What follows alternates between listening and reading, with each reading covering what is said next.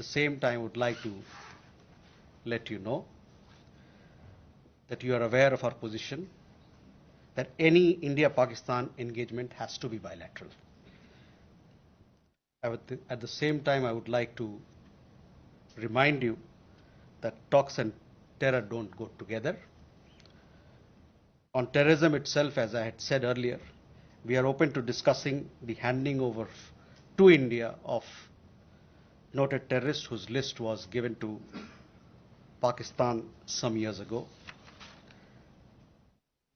I would also like to underline that any bilateral discussion on Jammu and Kashmir will only be on the vacation of illegally occupied Indian territory by Pakistan.